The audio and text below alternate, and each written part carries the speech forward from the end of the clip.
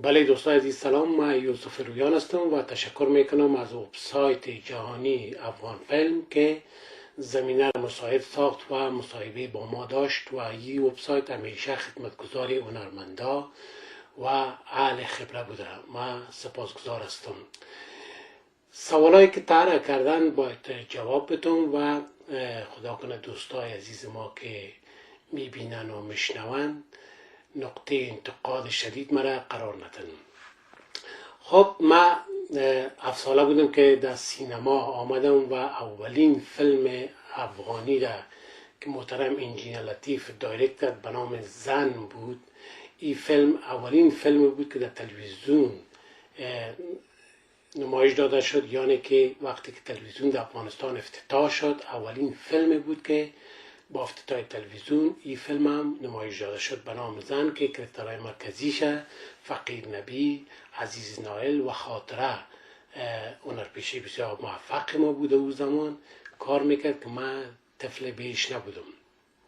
خب بعد از اینی ما سینما را از آریانا فیلم تعقیب کردم و در فیلم های بسیار زیاد نقش بازی کردم و اسکریپت نوشته کردم، شوتون اسکریپت نوشته کردم، کانتینی شیت نوشته کردم، اسیستان دایرکتر فیلم بودم و بالاخره بعد از ختم تحصیلات به صفت کارگردان رسما در تلویزیون افغانستان ایفای وظیفه کردم که اولین فیلم ما در تلویزیون فیلم کمدی بود به نام مالیه که محترم استاد رفیق صادق نقش اول بازی کرده بود. رویشان شاد باشه که من افتخار بسیار بزرگ دارم که در فیلم ما استاد محترم نقش مرکزی را بازی کرده بود. البته باید گفت که نوشته استاد رفیق صادق بود. بعد از این فیلم گذشت حواس، قطرات بیرنگ، کارد و جدایی که نوشته خودم بوده و نوشته محترم بانمال آرون یوسفی بوده و نوشته معروف قیام بوده.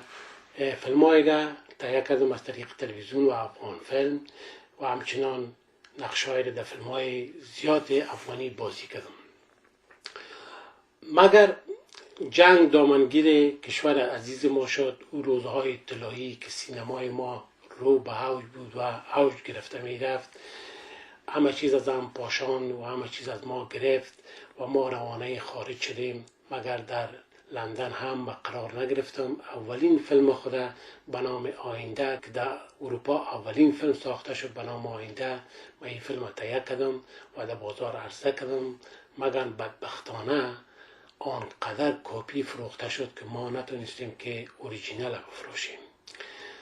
خب با تشویق دوستای عزیز ما هنرمندا و مردم فیلم دیگری را گرفتیم به نام دختر افغان که مورد توجه مردم قرار گرفت و بعض دوستای عزیز ما نقطه انتقادم به خاطر بعضی از صحنه‌های این فیلم گرفتن که من سپاسگزارشان هستم. مگر یک نقطه را باید بگویم که ما میخوایم که واقعیت‌ها را بر جامعه خود تصویر کنم به خاطر که ما یک پیام بدیم برای اولاد خود که مبادا صبا روز دامنگیر راه ناراه شوند. ما باید وقایه کنیم پیش از اینکه حادثه خلق شود.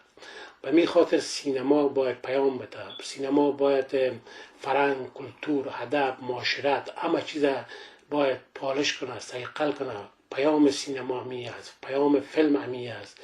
در جامعه ما فعلا نیاز داره که فیلم های تربیوی، فیلم های فرهنگی، کلتوری، ادبی به خاطر رشد فرهنگ ما زیاد تهیه شود.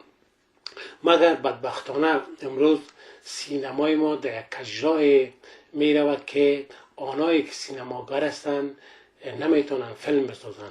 آدم های غیر مسلکی پیدا شده که سینمای ما را زیاد ضربه زده و اینا هیچ آگاهی از سینما ندارن و با یک کامراهای مینی تیوی یک چند نفر حاضر میشن و فیلم میسازن که مردم از سینمای ما فاصله میگیره. مردم خود ما، مردم هنرپرور خود ما از هنر خود ما فاصله میگیرن و حقشون هم است. به خاطر که آنقدر فیلم های بی مایه، آنقدر فیلم هایی که بی محتوا و بی پیام اینها میسازن که آدم وقت نداره که ببینه. مگر پیام ما برای این دوستایی است که اگر یک دایرکتر فیلم بره دفتر نجاری کنه و فکر نکنم که بتونه که چکش خوب بزنه، رنده خوب بزنه یا دیزاین خوب کنه برای یک الماری، چرا که هیچ اکسپریانس تجربه نداره. مگر یک نجار میاد فیلم میسازه، اونا هم تجربه نداره که فیلم بسازه، چرا که هنر چیز دیگه است و تکنیک هنر چیز دیگه است. هنر میشه که هنرمند از مابین مردم عادی جامعه انتخاب شود، چرا که استعداد درونی می داشته باشه، استعدادش رشد میکنه. مگر یک آدمی که میخواد دایرکتر فیلم شود باید اونا بیاموزن، یا تحصیل کنن اکادمیک یا آماتور بیاموزن، در غیر صورت کارشان نتیجه نمیده و خودشان دل شکسته میشه، در حالی که فرهنگ، ادب، کلتور همه چیز ضربه میزنن، سینما را ضربه میزنن، دیگه کار نمیکنن. یک دایرکتر باید اول کمره را بفهمه مکمل که کمره چه خصوصیات داره، این شات های زوم اوت لانگ اینا به چی درد میخوره، دیگه شوتینگ اسکریپت بفهمه، داستان بفهمه، لاین بفهمه، لایتینگ بفهمه، میزانسن بفهمه، جامعه شناسی زیاد بفهمه، دیالوگ زیاد بفهمه، داستان زیاد خوانده باشه. این کار آسان نیست که ناخودآگاه یک آدم بخیزه کسب اصلی خود ایلا بده و بیای فیلم دایرکت کنه، به خاطر که خودش بچه فیلم باشه، خودش نویسنده باشه، به خاطر که شهرت بکنه، در حالی که برعکس تبلیغ علیه تبلیغ قرار میده، نامش بد میشه. خب به هر صورت خدا کنه دوستای ما خفه نشه، قار نشه، آنچه که واقعیت است باید آدم بگویه، به خاطر رشد جامعه، به خاطر رشد فرهنگ، به خاطر آگاهی مردم و مردم مکلفیت داره که دایرکترهای واقعی سینمای خود باید بشناسن، فیلمایش باید ببینن و فیلمایشان باید بخرن، استقبالشان کنن تا اونا فیلمای خوب بسازه. به خاطر عظیمی امروز دایرکترهای بسیار نخبه ما، محترم انجینر لطیف، محترم سعید ورکزی، محترم واحد نظری، محترم عبید ورکزی، محترم کریم نایل و فقیر نبی و دایرکترهای بسیار خوب دیگر که شاید نامشون از یاد ما رفته باشه، فیلم نمیسازن، به خاطر میفهمن که مارکت آنقدر خراب شده با فیلمای بی کیفیت و بی محتوا که اونا جرئت نمیکنن که سرمایه گذاری کنن، در حالی که میتونن. خب به هر صورت دوستان عزیز، ما فعلا مصروف فیلم دزدان با اتوریته هستیم یا دزدان با اتوریته.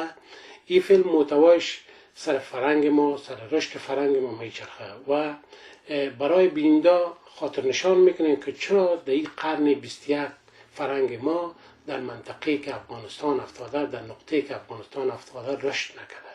ما چهره‌های دزدای فرهنگ، کسایی که سعد راه رشد فرهنگ در افغانستان و میشان اینا را بسیار برهنه نشان دادیم.